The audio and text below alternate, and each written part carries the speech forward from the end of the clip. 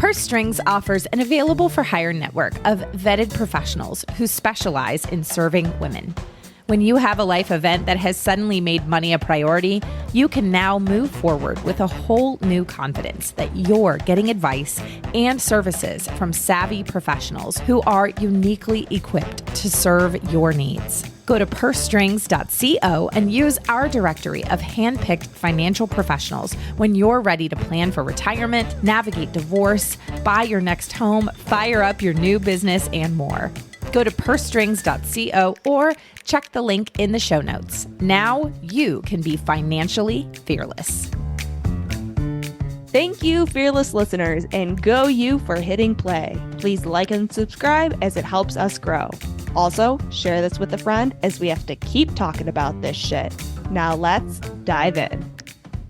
Coming up on today's edition of Women in Money, the shit we don't talk about, our guest is Brittni Sennett, financial advisor at Northwestern Mutual. Brittni is one of our Purse Strings approved professionals and is radically shifting what's possible for women and their finances. Yeah, when I met Brittni, she told me her powerful story about being in her early 20s and having to care for her mother while she fought cancer. Her mother did die, and Brittni then found herself in charge of her end-of-life decisions, which included how to pay for her services and what to do with her outstanding debt. All in her early 20s. Plus, she had a younger sibling to help care for as well. So as we talk about financial impacts on women as they care for their family members, we knew that we wanted Brittni to share her powerful story. So let's dive in and get started.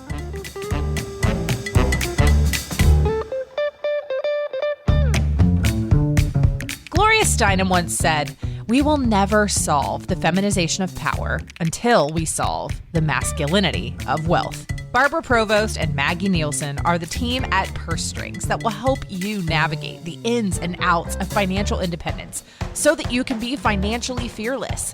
This is Women in Money, the shit we don't talk about. Hey, Brittni, we are so glad you are here to join us today.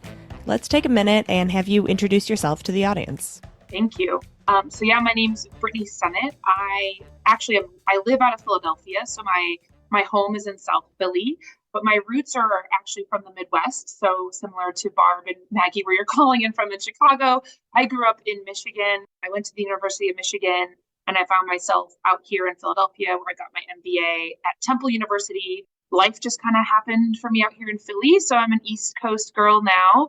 And South Philly is where I've called home for a while. I've been out here 15 years. So, but I still have my heart and my roots in the Midwest. Wonderful. So I just say, let's dive in, Brittni. Why don't you go ahead and just launch with your story as you shared with me previously?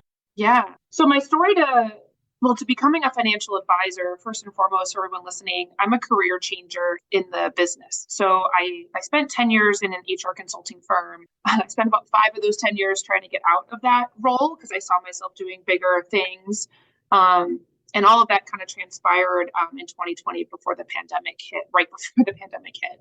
But my journey to where I'm at today actually started even 10 years before that, when my mom got diagnosed with a really rare breast cancer called inflammatory breast cancer. And on top of her being diagnosed with such a rare and aggressive form of cancer, she received this diagnosis only 2 months after losing her full-time job. So my mom was in sales. She was a busy go-getter saleswoman. She lost her job in January 2010 and then got diagnosed with this really aggressive cancer in March of 2010. And for all of us that are in the business, I know what you're thinking. Instantly, that cancer diagnosis means she was instantly now uninsurable. So, I didn't have the wherewithal to ask the questions at that time. I was 23 when she got diagnosed, what she had in place and what this all meant. Immediately we all went to Google and we're Googling, life expectancy of someone with inflammatory breast cancer. I'll tell you really quickly, it's not a very positive prognosis. I think 25% of people at the time live beyond 5 years, and my mom only made it 16 months. So, what's really interesting about my story is I had left Michigan. I moved out to Philadelphia to do my MBA. She was diagnosed in the final semester of my MBA program. It just so happened that her oncologist, the expert on her type of cancer, had just relocated to Fox Chase Cancer Center, which is a hospital just north of the city here in Philadelphia.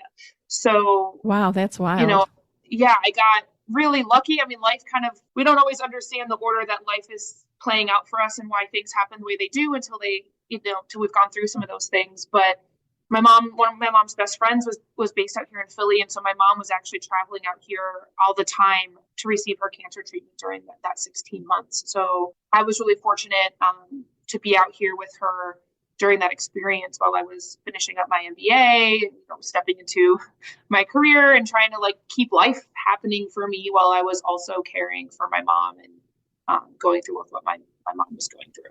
Wow, that's a lot right there and then. And then tell us a little bit about, was your sister just back at home or was she also in school? Yeah, so my sister was going to school in a community college. So my sister's 2 years younger than me. And she was kind of maintaining the home in Michigan while my mom was traveling back and forth between Michigan and Philadelphia. And I will share, my mom became aware of a network called the Corporate Angels Network, I believe is what it's called.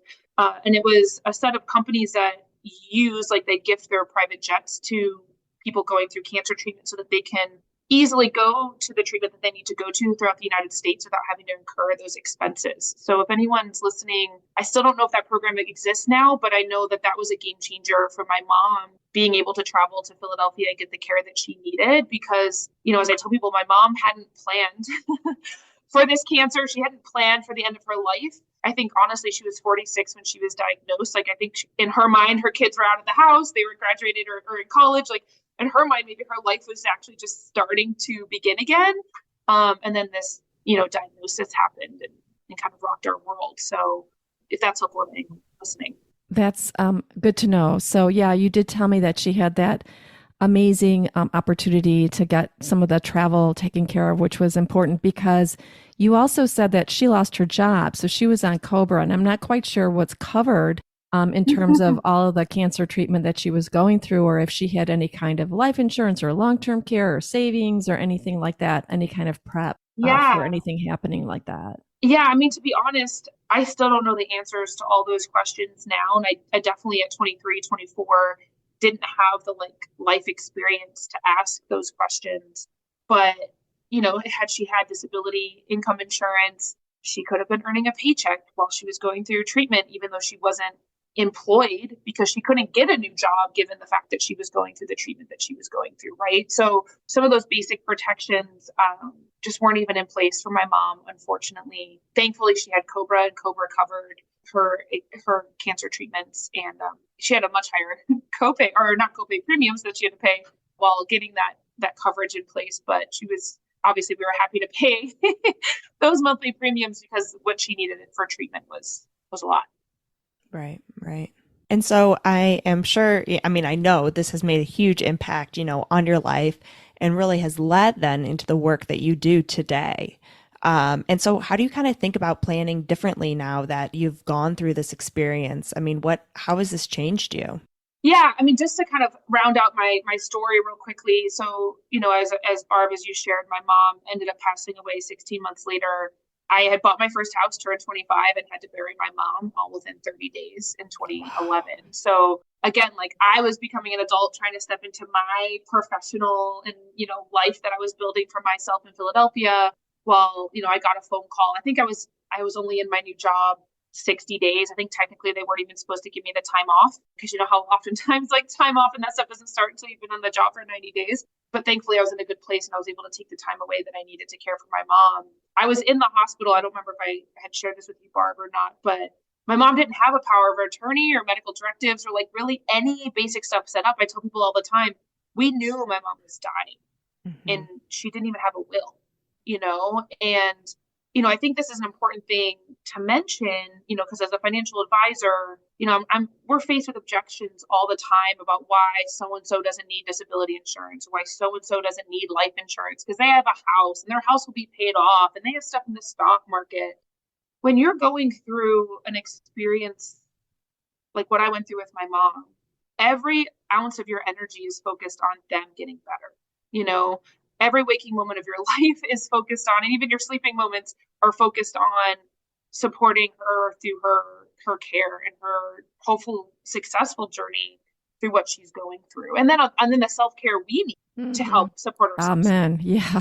And so, if you can pay $100 a month to make sure you don't have to worry about money, why wouldn't you pay that? Like, that sounds like the easiest decision to make in the world. And so for any advisors that are listening to this, if my story is helpful or brings more conviction or helps, you drive someone to take action on these things, I'll tell you more too about what I went through. My mom, we were in the hospital having to plan for her dying because we just knew the end was near. And my mom just said to us, I hope that you guys can get money out of the house. I hope that you can at least get money out of the house. And we hear people tell us this all the time. Well, we're going to have a house. It's going to be paid off. It was 2011, 3 years after the housing crisis. My mom had bought the house in 1996, had spent money and put an addition on that house. My sister and I, after all was said and done, I walked away with enough money to buy 2 plane tickets to Rome. You deserve those plane tickets, by the way. I deserved those plane tickets. It was a great trip. But the hell that we had to go through to sell that house, frankly, the money that we lost on that house because the market value just wasn't where it should have been and all that, the agony we went through, it's just not, if you can plan ahead and not have to put your family through that, again, by having sometimes a hard conversation about life insurance or disability insurance, again, like I would have that conversation 100 times over and pay the $100 or $200 a month just to eliminate, that pain from my family and hopefully that pain from my clients' families, And Brittni, tell them who you had to kick out of the house. We had to kick my grandmother out of the house. Like my grandmother, my poor grandmother, my mom was her only daughter. After everything that we had gone through, my grandmother wouldn't leave the house. She was obviously going through her own emotional experience, losing her only daughter at 48 years old. We had to kick her. I feel bad saying it. We had to kick her. We had to push her out of the house. We were like, Grandma, we have to sell the house. And then we had an estate sale. People will buy the craziest stuff at an estate sale, by the way. One of the tips that I got going through that was to not throw away anything, have the estate sale, have people go through your stuff and have people give you money for it because they will. But we were given advice by the realtor to like sell some property, some like contents like a TV and a couch and some other stuff in the house with the sale of the property. And the day before closing, the appraisal on the property came under the final sale value that we had agreed on the day before closing in October in Michigan. So I didn't have money to keep the house alive through winter. I just bought my own house. And we had to give up, stuff in the house that we otherwise could have sold at the estate sale and drop the offer down another 10 grand because the appraisal came in under the offer that we had accepted, 2 months prior. So yeah, a million learnings. I don't know if we have enough time to go through the full list of them, but to get back to your question, Maggie, I think first and foremost, money was never a topic that we really discussed a lot in my family. And I hear this a lot with the women that I work with. We're just not taught to feel proud of ourselves and to talk about money. It was always considered rude. You didn't ask people what they made. And so I even think just a basic conversation with your family, engaging them in conversations around just budgets and like, what is our life? What does the family look like? Because I had no clue what my mom's cost of living was. I had no idea what she needed. I had no idea what she had. I had no basic understanding of what her financial. So I even think just having a very basic understanding of those things when I was growing up would have gone a long way, giving me the knowledge and the courage to then have hopefully more conversations like that as my mom was going through what she was going through. We were grateful that she was in a partnership with a man that helped us through that financially because I couldn't. I was 25 in my first real job, and my sister was still in college. We didn't have the resources to do that. But I just think even at a basic level, if we can start to foster an environment in our family where we talk about these things, that can go a really long way in making sure that we're preparing everyone, hopefully for the good times, but also for the challenging times we might face. I love that. Talking about money, just comprehending more of how much things cost and what is covered and all these extra additions just as you get out into life. You have no idea if you don't talk about money very often. And so, knowing what's going on in the house. And that way, when you do have to come and step in, you kind of know what you're working with as well, or a little bit more familiar with the situation. Yeah. Yeah. And, kudos to you, Brittni. I mean, stepping into really a rat's nest of not ever having the conversations, minimal insurance, having to sell a house. And you even said paying for her services was difficult too, right? Yeah, it's funny. People will tell me, "Oh, I want to be cremated." Like that's not going to be very expensive. Um, we Wrong. cremated my mom. That was her request. But even when you cremate someone, if you want to have a service, you have to pay for a casket, and it costs money to put on a service and to have a luncheon afterwards and to engage with a funeral home for all of those things. And I think at the time, this was 2011, it probably cost at least $15,000 just to have kind of a basic service and thing for honoring my mom's life. Mm-hmm.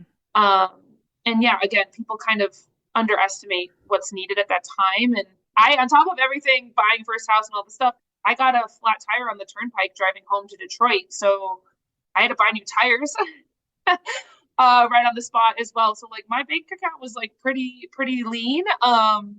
And I ended up paying for the wake, for the luncheon, and then my mom's brothers and my grandmother, even, we all split the rest of the costs amongst us to take care of the cost with the funeral home and all that stuff. So I'm grateful for my family for being able to step up and do that. Because if I had to, I don't know what we would have done if we didn't have those resources.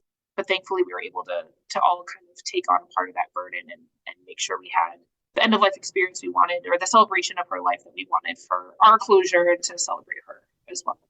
It seems like for 25, I mean, you were buying a house and you had enough money to do some of these things. I mean, you were already in a personal, a pretty good position. And it's, I'm impressed how many resources you had, to supply for the family in that time. But I do understand, it's hard. You want to really honor someone's life, but you also see this budget that you have, and it's like, which way do you go here to really celebrate them fully and, know you're on limited money. Yeah, I mean, the resources my mom had left in the bank account were not that great.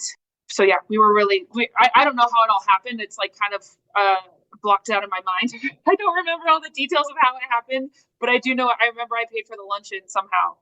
I don't know if I put it on credit and just was like, I'll get paid in 2 weeks and I'll just pay it off. But yeah, it was definitely a hard time getting through that. So share like your best 5 tips or whatever. What's the guidance that you give women now after navigating that amazing experience and all that you had to deal with because really nothing was in place? What kind of guidance do you give your customers, your clients now? Yeah. First and foremost, unfortunately, women were more prone to the risk side of the financial plan, being exposed to the risks that there are in the financial plan. And those key risks in the plan really have to do with our morbidity, or we're at higher risk of just disability and just being out of the workforce. And we're at higher risk of having to take time away from our job to care for our family who can't take care of themselves. And so those are two really big risks that I spend a lot of time educating my clients about, because having the right protections in place, had my mom had some of those protections in place, the end of her life could have just been handled with a little bit less friction, probably. She wasn't going to get rich off of whatever she's going to make on her disability, policy, but, it would have at least lessened the burden and helped just kind of create a little bit better of an environment for her as she was going through what she was already going through. And, and then on the life insurance side of things, women, if we're in male-female relationships, women outlive their male partners, and having adequate death benefit on your spouse is really, really important, because what people don't really understand, again, with what I went through with my mom, the funeral director wants to know that they're going to get paid. And if they know that you have a life insurance policy that's going to be paid out, they're in a much better situation and going to be able to handle your situation with much more care and ease, knowing that there's life insurance money that's going to be paid out. Yeah. Life insurance creates an instant estate, right, if you will. And We use different calculations, right, to get to the life insurance number, debt that you have, mortgages, financial goals like sending the kids to school. But unless that money is going to a trust, the beneficiary of that money can spend that money however they wish. And so just having financial freedom when you're already dealing with so many other burdens, when someone's gone from your life, especially when they leave unexpectedly, it just gives you so much more autonomy and the ability to make the choices that are going to be best for you and your family. And that's the big thing that I talk to my clients about, the financial planning that we're putting together for you. My wish is to give choice to my clients as much as possible, to make sure they're always in the driver's seat of their financial plan. And unfortunately, these risks that disproportionately impact women, disability risk, long-term care, more from the caregiver's perspective, and then, surviving someone that passes away. If we don't plan for those properly, we can really be derailed from our plan and the things we want to achieve. So. Yeah. And we always say, life insurance is a gift to your family because they allows them to take the time they need to grieve and to really focus on what's important front and center and not to be concerned about the money, which is so important, right? Because all of a sudden you're thinking, where am I going to get this money, right? I mean, it's a problem faced right center of your, your focus, and, you need to address it. Where are you going to get this money? So, and life insurance does not have to be expensive. There are lots of different ways to go about it. So we are always telling women that they do need life insurance. And so many women think, because I'm a stay-at-home mom, I don't earn any money, I don't need life insurance, but they need it more than ever. Yeah, their family needs it, right? Because if they couldn't be there to be present, to take the kids to soccer practice, to make the lunches, to do the laundry, that's a full-time job. That's multiple full-time jobs. And your family, if you couldn't be there, would, want the gift of being able to, it can never emotionally replace you, but some of those things could be hired, right? And to be able to give them that chance and that opportunity to still have that support is just really, really huge. One thing I tell people all the time as well with most problems we experience in our lives, there's an event, we recognize a problem, and then we can go shop for a solution. Unfortunately, with life insurance and disability insurance and long-term care, by the time the problem has presented itself, it's often too late to put that solution in place. And so that's where we just have to be proactive and being knowledgeable about this stuff and speaking up if you don't know about it, and also having conversations with your spouse. Another thing I talk to my family, or not my family, I'm sorry, my clients, they're like my family, but my clients about is, if my mom had all of her benefits through work, she could have easily said, I have a good job, I have a good income, I have benefits through work. Maybe she thought this herself, I don't need life insurance, but she lost her job and then became uninsurable 2 months later. And I don't know the probability of that really happening, but it happened to me. The timing on that was just crazy. Yeah. And so that's another thing I tell people all the time. I want us to be in control of our financial life and our financial future as much as possible. And even when you're a really good worker, sometimes you're not in control of whether you get to keep your job or not for whatever reason. And if you lost your benefits at work, I want to make sure that you have what you feel confident in needing for yourself and for your family outside of work, so that, again, you can maintain full autonomy in your plan. So I love that. Yeah, it's all so needed. And, as soon as you leave that job, there goes the benefits. Even if you get another great job, it might not come with the same benefits. Or it takes 90 days to activate and generate, and so, who knows? Yeah.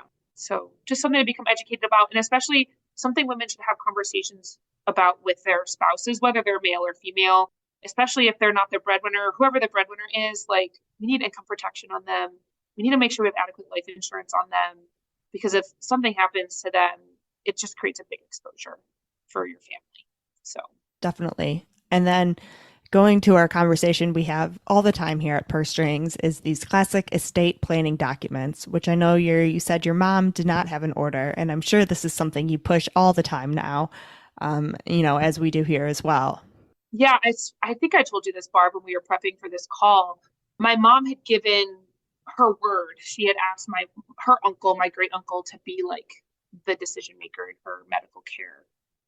while she was in the hospital. And like, I think it was the night before she passed away. I don't remember. But at one point, my great uncle turned to me and said, I don't think I should be making decisions anymore. I think you should be the one in charge. That must have been like. And I was like, I just turned 25. My mom is dying. Now you want me to be the one that's thinking straight about all of this? Like, no one, where's the class about making end of life decisions for your mom as she's dying from cancer in the hospital, you know? Like, so I actually don't know if I told you that or not, Barb, or if it came up in another call, but yeah, like doing that preparation, having those documents in order, putting together your power of attorneys, your medical directives, your wishes, relieves the burden from your family. It is such a gift. It might be scary to have those conversations, but it is such a gift to be able to have a document in place that says, or hand a doctor a document and say, these are my mom's wishes, please see them through. You know, because at that point I was delirious from not sleeping and then just going through the realization that my mom's going to die soon. And now I'm the one, if there's a decision that has to be made, my uncle's now telling me, 25 years old, I'm under half his age, that I had to make these decisions now. I wonder if he felt like he wasn't even capable of doing it. My mom was the first real death in my family. Up until that point, the only funerals I had gone to were funerals from other people, like other families, other people I knew. My mom was the first person to really pass away since my great grandmother had passed away, you know, when I was like 2. And it's never going to be like an easy decision. I mean, even if you know that's your job, it's not going to be a great job by any means, but at least you know, like, that's going to be your role, and mom wants you to have this role versus just passing down the baton. Hopefully you've had a conversation about it too, right? If that decision's been made, there's a conversation. We had some conversations about like, oh, when will the funeral be? Which was like weird because she like wasn't dead yet, but we were like, where are we going to have the funeral? Because we weren't really associated with any kind of church. Like, we had some of these like practical conversations about the funeral, but we didn't have any conversations about, if it gets to this point, this is what I want you to do. And, you know, thankfully she passed away, you know, quickly and peacefully, and I didn't have to make a lot of decisions like that. But having that conversation in the hospital with my uncle, it wasn't even a conversation. I was told, like, you're the one in charge now. And I was just kind of like, okay, like, wow, guess I am. Talk about becoming an adult overnight or in one discussion. I mean, already you were dealing with so much. So I can't thank you enough for sharing your story with us. It's such a powerful one, and it just exemplifies all the reasons women need to be a part of the financial conversations and planning and having their documents in order, and having those uncomfortable situations or conversations so that the situation is taken care of. And at Purse Strings, we provide all those resources. We have an emergency guide that we're going to put a link in the comments down below that people can just download to prepare themselves and their families for these types of things.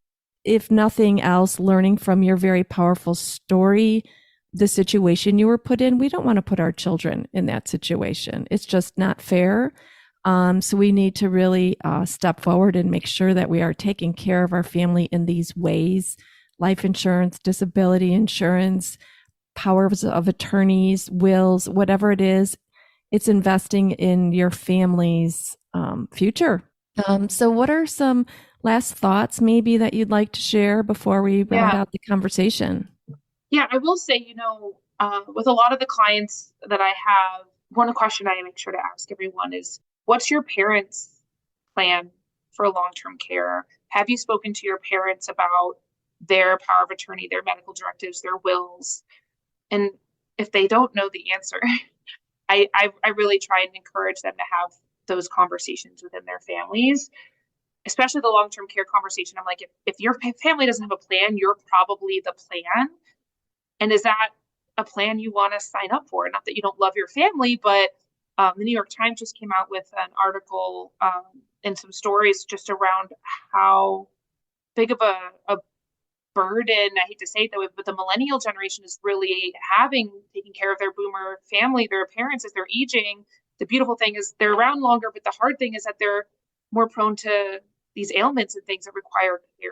And so for anyone that's listening that hasn't had these conversations either within their own families or with their parents, I just think just do your family a favor, do yourself a favor, and spearhead these conversations as hard as they might be.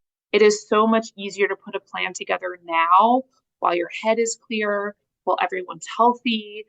It's so much harder to try and get this stuff together when you're going through the burden of losing someone or someone being really ill and needing a lot of your time and energy. And so I would just urge everyone to start having the conversations today and then to leverage the resources around you, right? Thankfully here, the great professionals that you have connections with through purse strings, whether it's on the estate planning side or the financial planning side, find an advocate that you trust, that you can be honest with and have really vulnerable conversations with. Because honestly, like one of the first people my clients are going to call when they need to go through these things. And I need to understand them and their plans to be able to guide them, appropriately through these hard times too. So, and then the final thing, if you're listening to this and you're a single woman, power to you. But if you're saying, oh yeah, I don't need this stuff until I have a family, please, please, please, please, please think about the life you're creating and what you want for your future, especially on the power of attorney side of things and medical directives. Make sure you have that stuff documented for yourself, because if something happens to you, I just want to make sure that your wishes are seen through. And that's going to be one of the best ways to make sure that you're taken care of in the way that you want everything to be taken care of. So yeah, that's have the hard conversations and then do the planning work, especially even if you're single. It's not something you wait for until you have a family. You can start working on it now. So I very much agree. As a single woman, definitely have those paperwork in place because I have to practice what I preach. But I really just want to, touch on again, establishing that relationship with someone you trust. Because as we talked about, this is more than just money and managing what you want your retirement to look like, but protecting your family, your loved ones, your legacy that you're leaving. And if you can't talk about that with your financial professional, it's probably time to get a new one that you can have those conversations with. And make sure, is that someone, if you passed, your kid feels comfortable calling. These tough conversations, because that's how it's going to go. And so if they don't know them, bring them in, have everybody meet, have these conversations, have a drink over it and laugh while you can. But yeah, really build that relationship with someone you trust, like with Brittni or any of our other purse strings approved professionals. So Brittni, how can people get a hold of you? Thank you. So my website, I think we'll put a link in the show notes, right, is brittnisennett.nm, like nancymary.com. So you can go to my website, check out my team, and there's links on there to book time with me. My email address is brittni.sennett@nm, like nancymary.com as well. Feel free to reach out. I'm always open to having conversations, hearing your story. And one thing that I always make sure is I always want to give someone instant feedback or actionable feedback in every call that I'm on with someone. So if you're like, I'm not sure, or maybe she can help with this or not, let's hop on the phone and we can have a conversation and I'll give you just really transparent feedback about how I can help. Or if I can't help directly, how I can connect you to the right resources, whether it's within the purse string community or elsewhere, to make sure you get the support and care that you need for whatever is your priority right now. So yeah, happy to have a conversation. Awesome. Well, thank you so much, Brittni, for coming on today. Thank you, everyone, for listening. Let's go take some actionable steps out there, whatever's the best next step for you. And remember to be financially fearless. Thank you, Brittni. Thanks, everyone. Thank you.